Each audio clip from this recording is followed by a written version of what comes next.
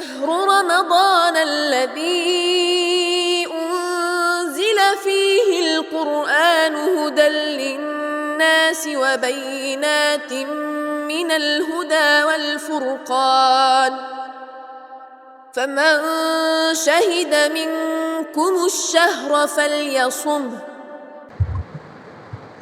السلام عليكم ورحمة الله وبركاته.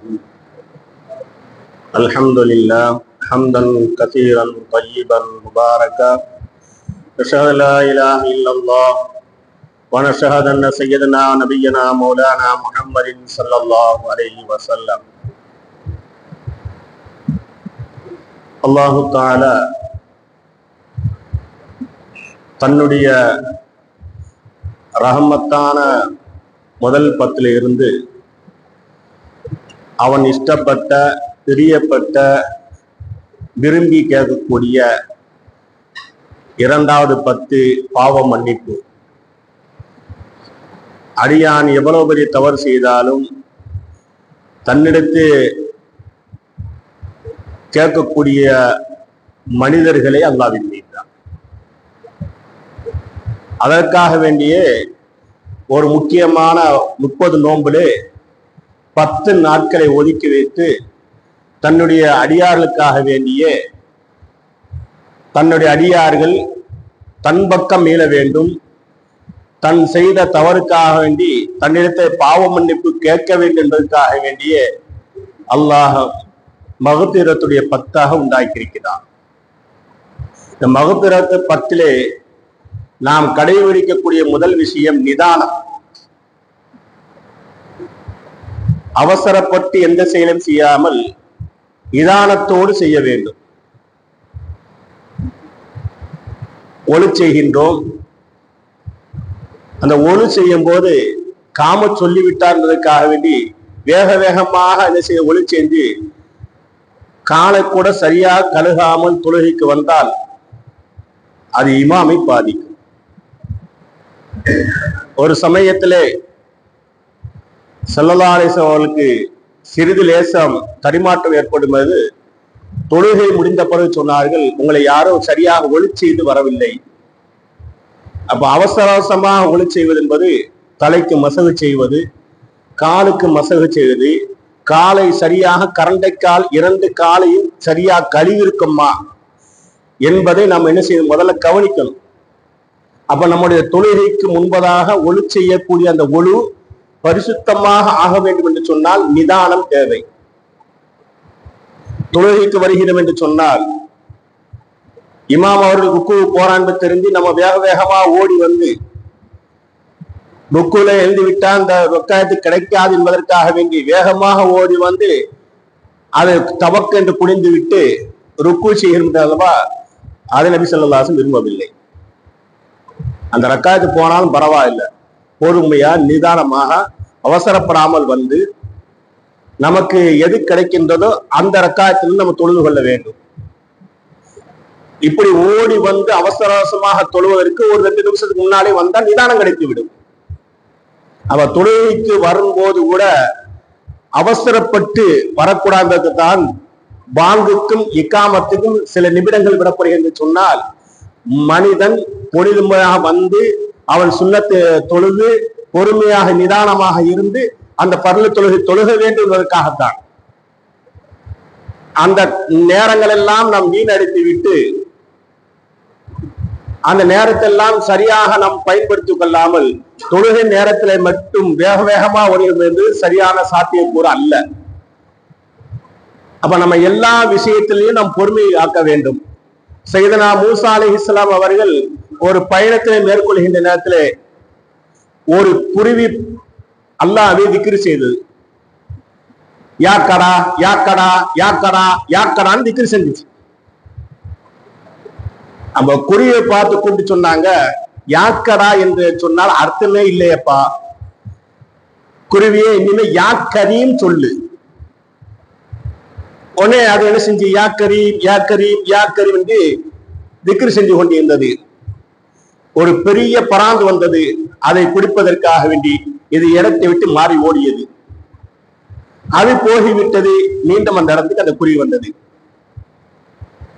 ஏற்கனவே சொல்லிக் கொடுத்த யாக்கனாவும் மறந்துவிட்டது. சையதுனா மூசா அலைஹிஸ்ஸலாம் சொல்லிக் கொடுத்த யாக்கரியும் மறந்துவிட்டது. அந்த குருவி அழுகின்றது. என்ன சொன்னு தெரியல. அல்லாவை தவறாக சொன்னான், உள்ளபூர்வமா சொல்லமே, மனசார நிதானமா சொன்னமே. இப்ப இப்படி ஆகிப்போட்டு அழுகும் போது அல்லாஹ் சுப்ஹானஹு வ தஆலா மூசா அலைஹிஸ்ஸலாம் கூப்பிட்டு அந்த குருவிட்ட போய் யாக்கரானே சொல்லி கொடுப்பா அப்படின்னு சொன்னாங்க. நிதானம் இல்லாமல் நம்முடைய துஆக்கள் கூட சில நேரத்திலே நமக்கு எதிராக மாறிவிடும். அல்லாஹ்வை புகழ்வதற்கு வேற வார்த்தைகள் சொல்ல யூஸ் பண்ணுவோம். தொழுகைகளை பாத்தியாக ஓதக்கூடிய அந்த சூர ஆயத்துகளை தவறலாக ஓடிவிடுவோம். அவன் நிதானத்தோடு நாம் என்ன ஓதுகிறோம் என்பதை கவனித்து நிதானமாக ஓத வேண்டும். குருவி கொத்துமாலா டபக்கு டபக்கு டபக்கு தொழுகுவதை நபி ஸல்லல்லாஹு அலைஹி வஸல்லம் விரும்பவில்லை. ஒரு சஹாபி வேக வேகமா வந்தார். அலி ரலியல்லாஹு தஆலா காலத்திலே வேக வேகமா தக்பீர் கட்டினார், வேக வேகமா ருக்கு செய்தார், வேகமா நிலைக்கு வந்தார், வேகமா சஜ்தா செய்தார். தொழுது முடித்த பிறகு அலி ரலியல்லாஹு தஆலா கூப்பிட்டு, இப்படி தொழுக கூடாதுப்பா, நிதானத்தோடு தொழுகிறது. அப்ப நிதானம் என்பது இல்லாதன் காரணமாகத்தான் எங்கு பார்த்தாலும் சமுதாயத்துல பிரச்சனை, பொதுவா மனிதருக்கு மத்தியில பிரச்சனை. வேக வேகமா என்று ஒரு இடத்துக்கு போகக்கூடிய நேரத்திலே ஒரு 1/4 மணி நேரத்துக்கு முன்பு போனால் அவசரம் இல்லாமல் போய்விடுவோம். 10 நிமிஷம் இருக்கின்ற நேரத்தில் அது கணக்கு நேரத்திலே தன்னுடைய காரோ அல்லது பைக்கோ சில வாகனங்களை முந்தி செல்கின்ற நேரத்திலே விபத்து ஏற்படுகின்றது. அதேபோல் நாம் வேக வேகமாக ஒரு ரோட்டை கடக்குகின்ற நேரத்திலே இங்கிட்டும் பார்க்காமல் அந்த பக்கம் பார்க்காமல் அவசரத்துக்கான அந்த ரோடை கடக்குகின்ற நேரத்திலே விபத்து ஏற்படுகின்றது. காரணம் நிதானம் நம்மை விட்டு மறந்துவிட்டது. இப்ப எல்லா விஷயத்திலையும் நாம் நிதானம் தேவை. தற்கொலைக்கு தூண்டக்கூடிய முதல் காரணம் நிதானம் தவறிய காரணமாக தற்கொலை பெருகிவிட்டது. ஆய்வுகள் சொல்கின்றது.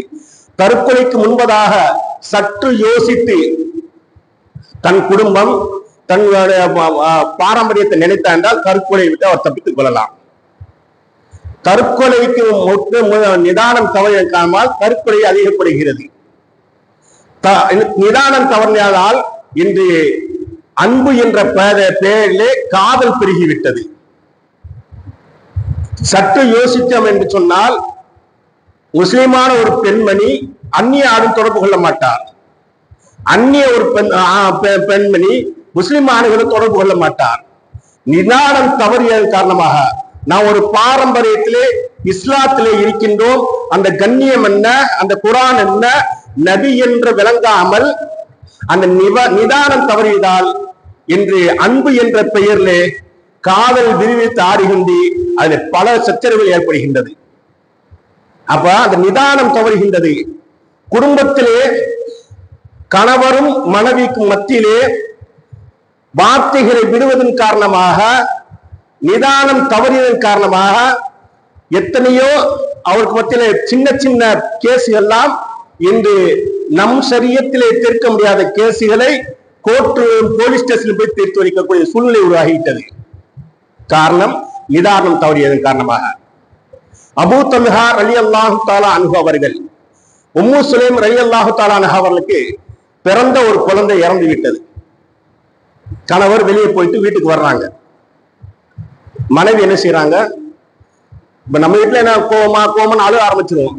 அந்த அம்மா பொறுமையாக கணவர் வந்த பிறகு அவருக்கு சாப்பாடுலாம் கொடுத்து, இரவிலே அந்த பெண்மணி கணவருக்கு என்ன செய்ய வேண்டுமோ அந்த கடமையை செய்து இல்லறத்தில் ஈடுபட்டு காலையில் இருந்த பிறகு அந்த அம்மா சொல்லுகிறது, நான் ஒரு விஷயத்தை கேட்பேன், சந்தேகத்தை கேட்பேன், சொல்லுவீங்களா? சொல்லுமா.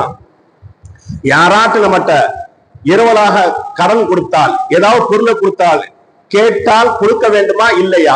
ஆமா, கொடுக்கணும். அல்லாஹ்வும் நம் குழந்தையை அப்படித்தான் செய்து விட்டான். அல்லாஹ்வும் நம் குழந்தையை அப்படித்தான் செய்து விட்டான், எடுத்துக்கொண்டு விட்டான். கணவருக்கு சரியான கோபம். குழந்தை இறந்து கிடக்கின்றது. அதை என்று சொல்லாமல் இப்படி செய்து விட்டாயே சமூகத்துக்கு சமூகத்துக்கு அச்செய்தி வருகிறது. ஸல்லல்லாஹு சொன்னார்கள், உன் மனைவி செய்த நிதானமும் சரியானது. நீங்கள் அன்று இரவு வீடு கூடியது காரணமாக அல்லாஹ் பொருந்தி கொண்டு இதை விட சாலிகான உங்க குழந்தைகள் தருவான். சுபச்சியை சொன்னார்கள். அப்ப கணவன் மனைவிக்கு மத்தியில் கூட நிதானத்தை கடைபிடித்ததன் காரணமாக இதைத்தான் நபி ஸல்லல்லாஹு அலைஹி வஸல்லம் அவர்கள் விரும்பினார்கள். ஆக எல்லா சூழ்நிலையும் சரி, எல்லா செயலிலும் சரி நிதானத்தோடு செயல்பட்டும் என்று சொன்னால் அல்லாஹ் சுப்ஹானஹு வ தஆலா அதற்கு நிச்சயமாக ஒரு பிரதிபலிப்பு தருவான். நிதானம் தவறிய காரணமாகத்தான் நிக்காக வீட்டிலும் பிரச்சனை, நிச்சய வீட்டிலும் பிரச்சனை, சுண்ணத்திலும் பிரச்சனை, விருந்திலும் பிரச்சனை, சின்ன சின்ன விஷயத்துக்கெல்லாம் நம்ம அவசரப்பட்டு அடிதலி ஆகி பகைமையாகி பெரும் ஒரு சர்ச்சையாக சொன்னால் அது அவசரப்படுவதன் காரணமாக நிதானத்தோடு நடந்தது என்று சொன்னால் அல்லாஹ் சுப்ஹானஹு வ தஆலா நிச்சயம் வெற்றி தருவார். அந்த நிதானமான கூட்டத்திலே நம் அனைவரும் அல்லாஹ் சேர்த்து அனுபவமானாக. வல்ஹம்துலில்லாஹி ரப்பில் ஆலமீன். சுப்ஹானல்லாஹி வபிஹி சுப்ஹானக்கல்லாஹும்ம வபிஹம்திக நஷ்ஹது லா இலாஹா இல்லா அன்த நஸ்தக்ஃபிருக வ நத்தூபு இலைக். ஆமீன். சுப்ஹான ரப்பிக ரப்பில் இஸ்ஸத்தி அம்மா யசிஃபூன் வஸ்ஸலாமுல் முர்ஸலீன் அல்ஹம்துலில்லாஹி ரப்பில் ஆலமீன். ஸல்லல்லாஹு அலா முஹம்மத் ஸல்லல்லாஹு அலைஹி வஸல்லம். ஸல்லல்லாஹு அலா முஹம்மத் ஸல்லல்லாஹு அலைஹி வஸல்லம். ஸல்லல்லாஹு அலா முஹம்மத் ஸல்லல்லாஹு அலைஹி வஸல்லம். اللهم صل على محمد وعلى آله البيت وسلم وصل على جميع الأنبياء المرسلين والحمد لله رب العالمين. شهر رمضان الذي أنزل فيه القرآن هدى للناس وبينات من الهدى والفرقان فمن شهد منكم الشهر فليصمه